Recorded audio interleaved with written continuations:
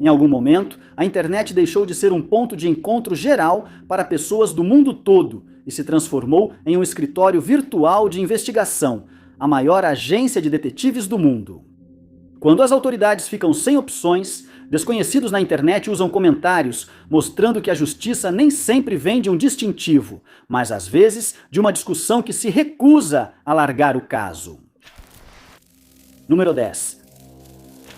Foi em 2006 que Abraham Lee Shakespeare, um morador da Flórida, conseguiu um bilhete de loteria premiado. No dia 15 de novembro daquele ano, o bilhete de 30 milhões de dólares foi vendido em uma loja de conveniência em Frostproof, Flórida. Abraham e o colega Michael Ford pararam nessa loja de conveniência para comprar bebidas e cigarros antes da viagem a Miami. Abraham compraria 2 bilhetes de loteria e um deles seria o premiado. Ford acabaria exigindo uma parte do prêmio, $1 milhão para ser exato, mas Abraham recusou. Depois, os colegas de trabalho enfrentaram uma longa disputa judicial, vencida por Abraham, que recebeu $17 milhões.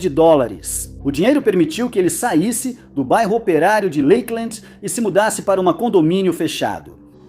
Abraham continuaria fazendo várias compras luxuosas, incluindo um Nissan Altima e um relógio Rolex. Mesmo agora sendo um cidadão rico, ele estava longe de ser feliz. Na verdade, ele expressou frustração com os constantes pedidos de amigos e desconhecidos durante meses. Ele disse: "Seria melhor se eu continuasse pobre." 3 anos depois, em 9 de novembro de 2009, a família de Abraham registrou seu desaparecimento, alegando não tê-lo visto desde mais cedo naquele ano. Eles esperavam que ele tivesse pegado seu dinheiro e estivesse vivendo uma vida luxuosa em alguma praia no Mar do Caribe. Mas infelizmente, essa fantasia não era real. Logo, a história do sumiço de Abraham, vencedor da loteria da Flórida, se espalhou na internet. Nessa época, já havia várias comunidades online dedicadas a pessoas desaparecidas e casos de crimes reais. O Web Sleuths, administrado pela locutora Tricia Griffith, era um dos fóruns mais ativos sobre Abraham. O Web Sleuths permite que os usuários se reúnam em um só lugar para discutir suas teorias e descobertas sobre casos de crimes reais. Foi o caso do homem desaparecido. Uma usuária, Cindy Parrott, que usa o apelido online de Sleuthster, demonstrou um interesse especial no caso e começou a investigar a fundo. No começo, ela presumiu o mesmo que todo mundo, que Abraham tinha ido viver uma vida feliz em algum lugar onde ninguém sabia onde ele estava.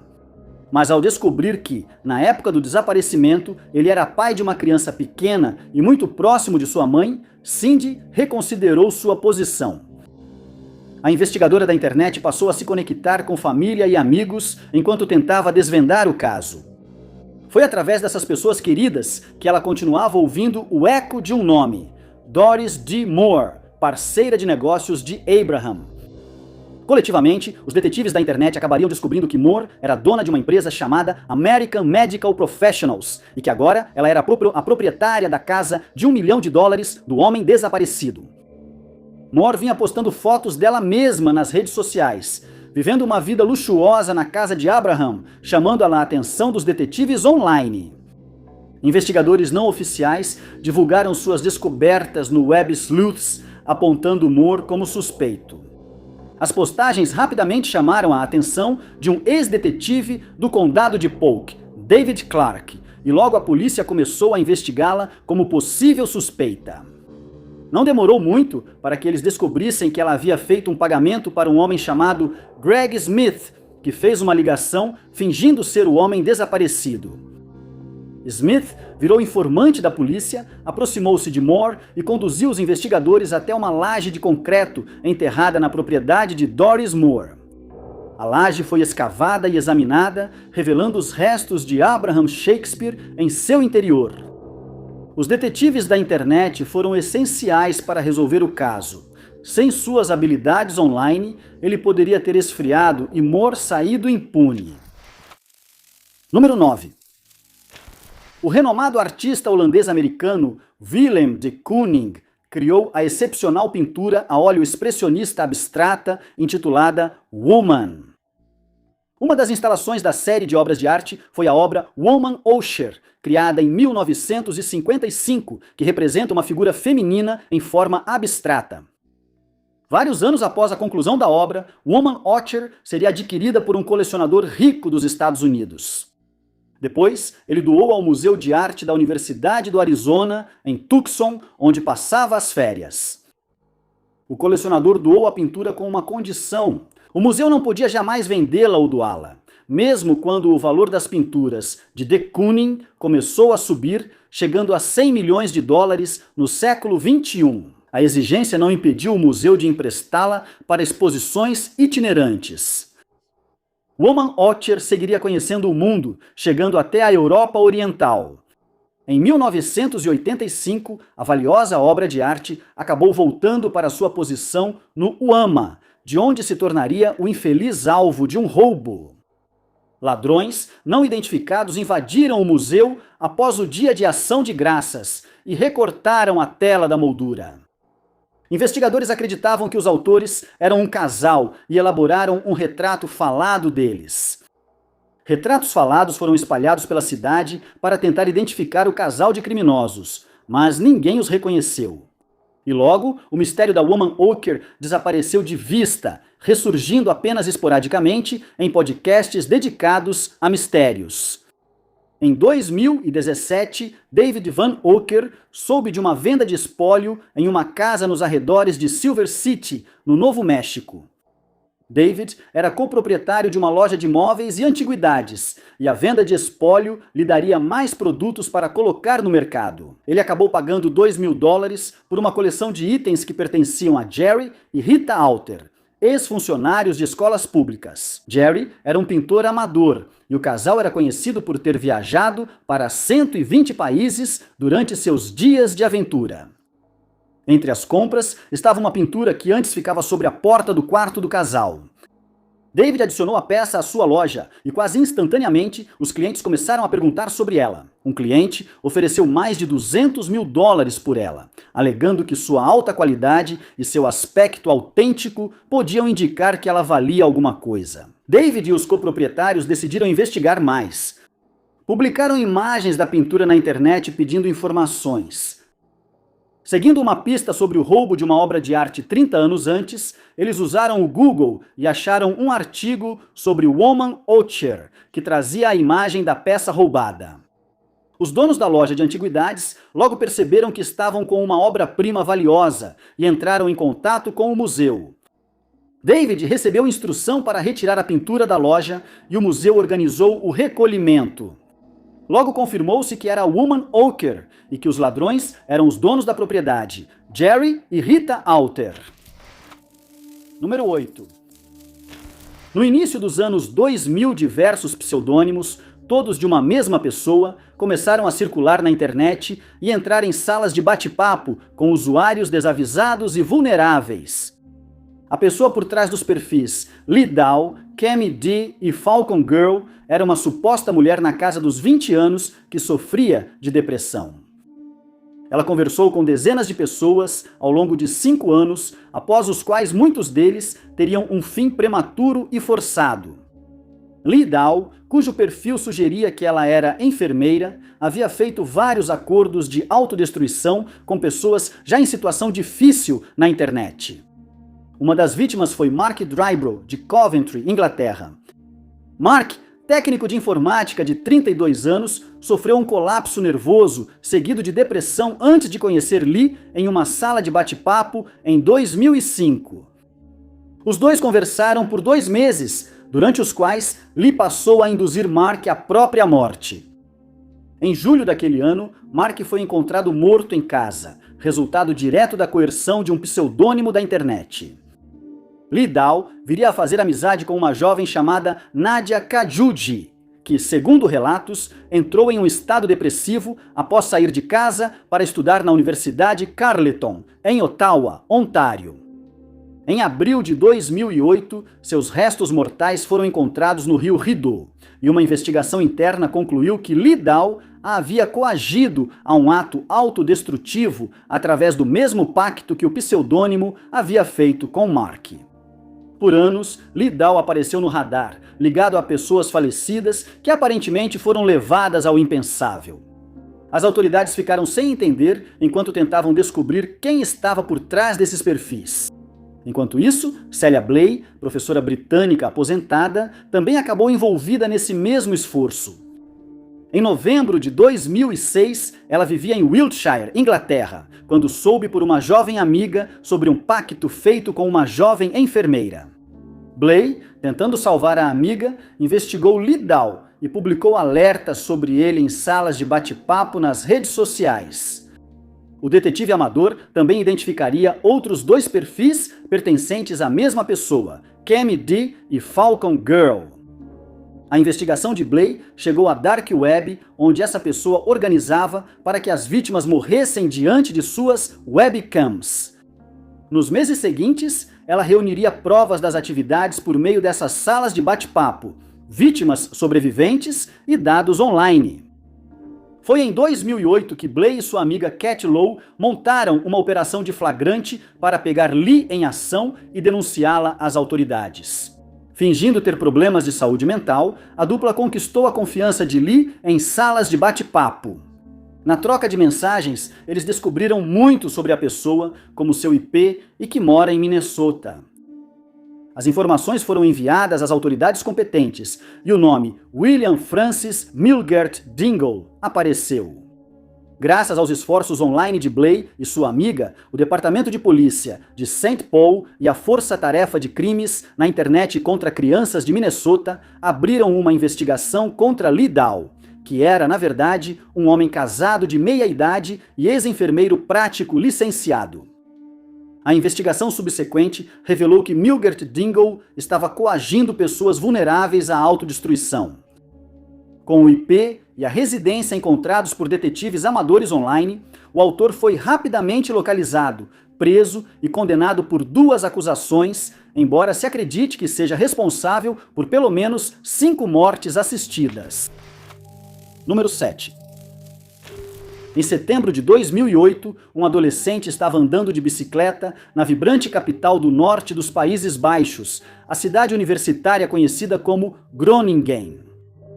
De repente, 2 desconhecidos pararam o adolescente e o arrancaram da bicicleta.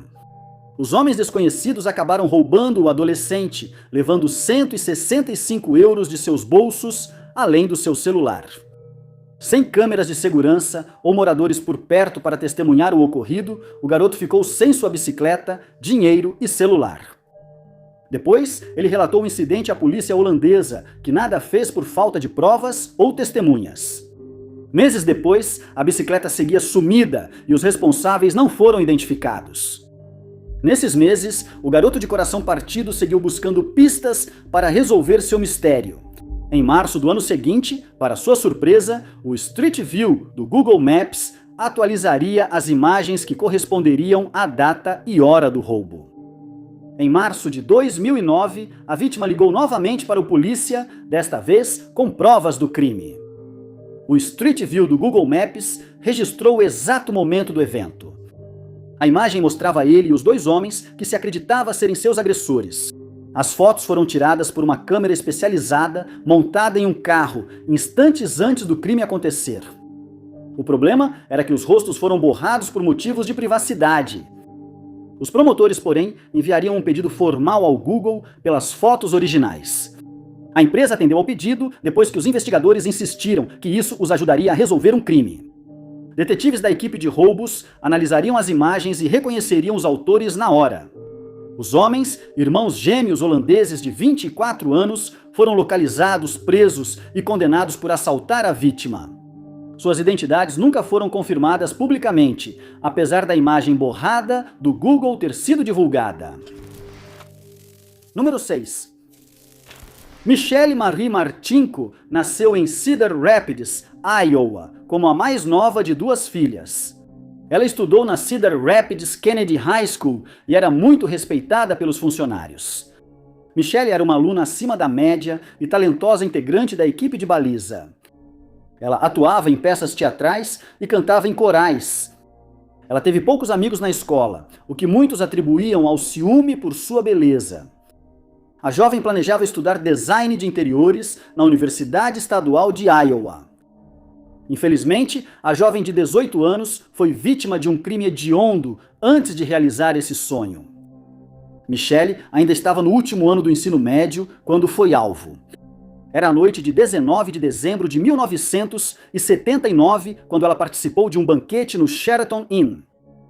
Após o banquete, ela convidou uma colega da equipe de baliza para fazer compras no Westdale Mall, onde também trabalhava. Mas depois que sua família ficou sem notícias dela por um bom tempo após essa viagem, eles começaram a se preocupar. Achando que ela ainda estava no shopping, foram procurá-la. De fato, um Buick Electra da família Martinko foi encontrado no estacionamento do shopping. Uma investigação mais aprofundada da cena revelaria o corpo sem vida de Michelle, que estava caída no banco do passageiro com 29 ferimentos no rosto, pescoço e peito, além de ferimentos defensivos nas mãos e braços. Faltavam provas contundentes no caso, e todos os suspeitos considerados foram descartados pouco depois. Mesmo após a divulgação de um retrato falado de um possível suspeito, nenhuma pista surgiu. Sob hipnose, duas testemunhas descreveram o agressor como um homem caucasiano no fim da adolescência ou no começo dos 20 anos. Ele tinha cerca de 1,80 m de altura, olhos castanhos e cabelo castanho encaracolado. Em um ano, a polícia interrogou várias pessoas, mas nenhuma pista levou ao responsável pelo crime. O caso acabou esfriando depois disso. O caso avança 27 anos até 2006, quando um investigador de casos arquivados da polícia de Cedar Rapids revisou o caso e encontrou um elemento que acreditava ter passado despercebido. O arquivo tinha o que seria o fluido corporal do agressor, provavelmente da defesa da Michelle. Com a amostra, a polícia criou um perfil parcial de DNA e o inseriu no sistema combinado de índices de DNA online. Pelos anos seguintes, o caso ficaria adormecido mais uma vez até 2017, quando a equipe de fenotipagem de DNA analisou o caso. Usando apenas pistas de DNA de bancos de dados online, a equipe reconstruiu uma possível aparência facial e ancestralidade. O resultado foi um retrato de um homem bem diferente do descrito pelas testemunhas. A imagem foi divulgada pela internet, gerando mais de 100 pistas em um caso que estava sem solução há 4 décadas.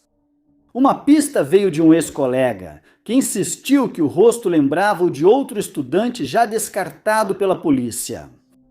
Em 2018, a mesma empresa de fenotipagem inseriu os dados no GEDmatch, outro site de genealogia que se tornou um componente fundamental na solução de outros casos arquivados, incluindo os homicídios do Golden State. O GEDmatch apontaria um indivíduo que compartilhasse os marcadores com o suspeito. A correspondência genética era de um primo de segundo grau de outra geração. Uma árvore genealógica foi feita e o processo de eliminação seguiu até a equipe encontrar um primo de primeiro grau. E então foi reduzido a um grupo de 3 irmãos que foram colocados sob vigilância enquanto os investigadores tentavam coletar amostras de DNA deles secretamente. No final de 2018, Jerry Lynn Burns, identificado por meio de DNA coletado através de um canudo de plástico, foi preso e interrogado pelo homicídio de Michelle Martinko. Nesse mesmo ano, ele seria acusado de homicídio em primeiro grau e em 2020 foi condenado à prisão perpétua sem possibilidade de liberdade condicional. Número 5. Joe Bernick Hill nasceu em Michigan, onde morou até o seu desaparecimento. O natural de Detroit era um lutador. Ele estudou Taekwondo e conquistou o 2º grau de faixa preta no Dojo Tiger Chung. Mais importante, Joe era um pai dedicado. No dia 1º de setembro de 1981, a vida da família Hill parou abruptamente quando o jovem de 29 anos desapareceu inexplicavelmente, deixando uma família enlutada para trás. A polícia de Michigan imediatamente começou a investigar o caso e logo descobriria o Pontiac Firebird 1979 do homem desaparecido. O veículo foi encontrado 7 dias após o registro do desaparecimento, mas teria sido abandonado dias antes em um lava-rápido na Gratiot Avenue, onde ficou intocado. Joe não foi encontrado em lugar nenhum, e nenhuma evidência ou pista surgiu no local que pudesse levar os investigadores ao seu paradeiro. Enquanto o caso de desaparecimento seguia, o Departamento de Polícia de Detroit foi acionado para uma cena angustiante em um lixão no leste da cidade, em 4 de setembro daquele ano. Ali, o foco deles seria o torso de um desconhecido. Os restos mortais, sem identificação, foram depois arquivados como casos não resolvidos. Vários anos depois, quando fóruns da internet e bancos de dados online se tornaram uma necessidade, o torso de Detroit acabaria aparecendo em blogs dedicados a desconhecidos. O corpo foi registrado como número UP 14.469, com dados demográficos indicando idade entre 18 e 99 anos, raça incerta, sexo masculino e um intervalo pós-morte de apenas alguns dias. O site também indicava que o local onde o torso masculino foi encontrado era na Harper Avenue, número 1550, em Detroit, no condado de Wayne. O desaparecimento de Joe também foi incluído em vários bancos de dados de pessoas desaparecidas, como o Charlie Project. Esses 2 casos foram debatidos em postagens no Reddit e blogs do Web Sleuth, enquanto detetives amadores online tentavam solucioná-los. A descrição do torso foi adicionada ao site do Web Sleuth em 11 de novembro de 2015 por um usuário chamado Migmoo, que explicou que ele havia acabado de aparecer no banco de dados Namus. Logo, o mesmo usuário, interessado no caso, respondeu à própria postagem com uma possível correspondência. Era a teoria desse usuário que a pessoa desaparecida, Joe Hill, era o UP número 14.469. Migmoo destacou várias semelhanças, incluindo o intervalo pós-morte de apenas alguns dias, que correspondia à descrição de Joe e à descoberta do torso 3 dias depois. Joe também havia desaparecido na mesma cidade onde os restos mortais foram encontrados. Suspeitava-se também de crime no caso do homem desaparecido, o que se provaria correto, dadas as circunstâncias em torno do corpo. 3 anos depois, a filha de Joe apareceria no blog sob o nome Here to Help. Ela afirmou que Migmoo estava certo e o torso foi reconhecido como de Joe Hill. Restava apenas descobrir quem estava por trás desse ato de violência e o motivo. Número 4. Maribel Ramos, uma veterana da Guerra do Iraque de 36 anos e estudante universitária na Cal State Fullerton, em Santa Ana, Califórnia, era descrita como uma pessoa vibrante e sociável. Maribel cursava Justiça Criminal na universidade. Ela estava morando em uma casa com um colega de quarto chamado Casey Joy, ou Kwang Chol, que ela conheceu depois de postar um anúncio no Craigslist procurando alguém para dividir as despesas. Ela e o homem de 55 anos logo se tornaram amigos e compartilhavam o amor por cachorros. Não demorou muito para que a relação de colegas de quarto se transformasse em uma boa amizade. Apesar dos interesses em comum, Joy e Maribel eram um pouco diferentes. Joy não tinha amigos e era descrito como um pouco solitário. A convivência como colegas de quarto permaneceu platônica até o homem contatar a irmã do colega de quarto. Ele disse a ela que estava romanticamente interessado em Maribel, mas a irmã insistiu que ela não correspondia a esses sentimentos. Maribel também namorava Paul Lopes na época, por quem era muito apaixonada. Ela tinha muitos familiares e amigos que se importavam com ela e estava constantemente em contato com seus entes queridos, que acharam estranho ela de repente parar de se comunicar no dia 3 de maio de 2013. Quando Maribel não compareceu a compromissos e eventos planejados nos dias seguintes, sua família ficou preocupada com seu bem-estar. Percebendo algo errado, ligaram para a polícia e relataram o desaparecimento. Maribel foi vista pela última vez nas câmeras de segurança enquanto pagava o aluguel. Nesse mesmo dia, ela entrou em contato com Paul e contou a ele sobre uma discussão envolvendo Joy. Supostamente, o colega de quarto se recusou a pagar a parte dele do aluguel, e ela insistiu para que ele saísse do apartamento. Um amigo de Maribel divulgou o desaparecimento nas redes sociais, enquanto a polícia investigava e iniciava as buscas. Um dos fóruns que destacaram o caso foi o Yelp, onde um tópico começou com teorias e discussões sobre o que poderia ter acontecido com a mulher desaparecida. Um comentarista, ao notar o comportamento do colega de quarto sobre o aluguel, questionou se ele poderia estar envolvido no caso. Joy, que acompanhava o assunto, ficou na defensiva. Insistiu que eram melhores amigos e que a polícia já tinha ido ao apartamento deles fazer uma busca.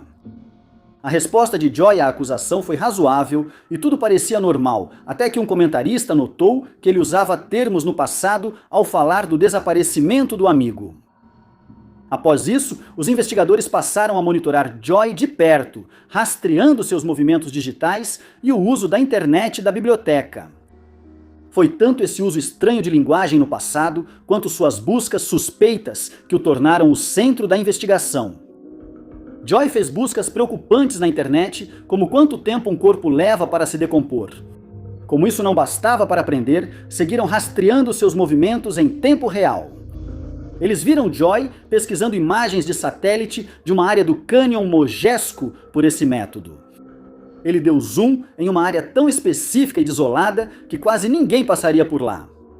As autoridades se dirigiram rapidamente para esse local exato, onde encontraram restos mortais que já estavam em avançado estado de decomposição.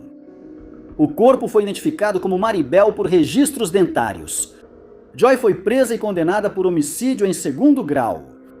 Ele foi condenado a uma pena que varia de 15 anos à prisão perpétua no Centro Correcional de Soledad, Califórnia. Seus pedidos de novo julgamento foram negados, mesmo sem evidências de DNA que confirmem que matou seu colega de quarto. Número 3. O Reddit abriga um dos fóruns mais dedicados à solução de crimes online. O Departamento de Investigação do Reddit, RBI, é um fórum onde usuários publicam histórias de crimes reais, de furtos a homicídios, esperando que alguém nos comentários consiga provar algo. Apesar de ter causado polêmica ao acusar injustamente um estudante pelo ataque de Boston em 2013, este subreddit também ajudou em outros casos, geralmente em situações menos graves. Um desses casos resolvidos pelo RBI foi o de um roubo de laptop caro. Em 2015, um usuário do Reddit com o apelido Najop1989 recorreu ao subreddit pedindo ajuda à comunidade. Ele disse que um laptop caro foi levado da empresa em Etna. Uma pessoa desconhecida teria entrado no prédio e levado o item insubstituível. Eles capturaram imagens da câmera de segurança mostrando o indivíduo fugindo em um veículo, mas a placa não aparecia nas fotos. O autor da postagem pediu à comunidade para melhorar a imagem e revelar a placa do veículo, facilitando a captura do criminoso. Um dos comentaristas que viu a postagem foi além. Ao comentar na discussão, ele explicou que enquanto dirigia por Etna, tinha visto o mesmo veículo estacionado na beira da rua. O usuário se disse observador silencioso e achou o veículo estranho. Ele parou no acostamento e deu a volta no quarteirão para fotografar o local. Vi isso em Etna e enviei a imagem muito nítida que revela a placa, no tópico. Mad Najp, 1989, respondeu rapidamente, exclamando que era o carro certo. Tudo, do estepe sumido à janela traseira quebrada, combinava com o carro. As informações foram enviadas aos policiais responsáveis pela investigação e, coincidentemente, o usuário que pediu ajuda também esteve em Etna naquele dia, mas não encontrou o veículo. Ele agradeceu ao homem que fotografou o veículo que achou estranho. Esse foi um dos raros momentos em que o subreddit Reddit Bureau of Investigation foi realmente útil. A polícia conseguiria rastrear o autor do crime e possivelmente recuperar o laptop caro roubado, tudo graças a um homem do outro lado do teclado. Número 2. Em fevereiro de 2021, o corpo sem vida da jovem Daisy DeLaO, de 19 anos, foi encontrado do lado de fora de um apartamento em Compton, Califórnia. Ela foi vítima de um ataque fatal com lâmina afiada. Um mês depois, ela terminou o relacionamento com o namorado Victor Souza, no que a família descreveu como um relacionamento abusivo. Amigos e familiares notaram sinais preocupantes no relacionamento, como comportamento controlador e acessos de raiva de Souza. Mesmo com esses alertas, Daisy seguiu em frente, buscou apoio dos entes queridos e focou no futuro. Souza teria contatado Daisy e pedido para encontrá-la no apartamento da família em Compton, criando as condições para o encontro fatal que tirou sua vida.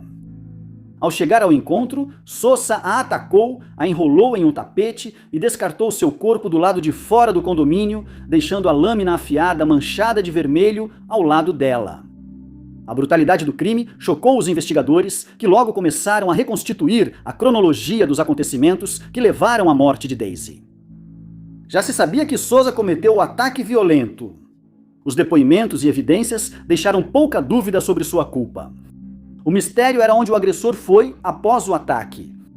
Antes que o corpo de Daisy fosse encontrado pelas autoridades, Souza fugiu e sumiu sem deixar rastros, deixando tanto as autoridades quanto os entes queridos de Daisy com perguntas sem resposta. A busca por Souza levou semanas, com as autoridades investigando todas as pistas, mas ele permaneceu escondido. Amigos e familiares de Daisy não quiseram desistir e logo usaram as redes sociais para divulgar fotos, vídeos e descrições de Victor Souza com a hashtag #JusticeForDaisy, pedindo ajuda para localizá-lo. O TikTok foi uma das plataformas usadas e teve papel crucial na captura do autor do crime.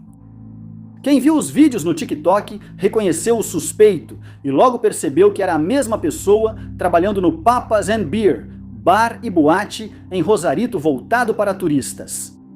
A dica foi inestimável. Com esse comentário, os investigadores localizaram Souza, que vivia tranquilamente em Rosarito como se nada tivesse feito. Souza tentou se misturar entre turistas, parecendo indiferente ao crime que cometeu. Apesar dos esforços para evitar a captura, a ampla divulgação de sua imagem dificultou que ele passasse despercebido. A colaboração entre a comunidade online e as autoridades foi fundamental para levá-lo à justiça. Em 2 de julho, vários meses após o homicídio, o agressor foi preso e levado a Los Angeles para responder por homicídio. Ele se declarou inocente, mas imagens das câmeras de segurança permitiram ao tribunal condená-lo por homicídio em 1º grau. Número 1. No dia 17 de maio de 1968, um homem chamado Wilbur Riddle estava seguindo pela Rota 25 dos Estados Unidos, perto de Georgetown, Kentucky. Ele estava procurando isoladores de vidro quando se deparou com uma lona grossa de tecido verde enrolada à beira da estrada. Ao abrir o material semelhante a uma barraca, ele encontrou um corpo e avisou a polícia. A pessoa falecida era uma mulher entre 16 e 19 anos de idade.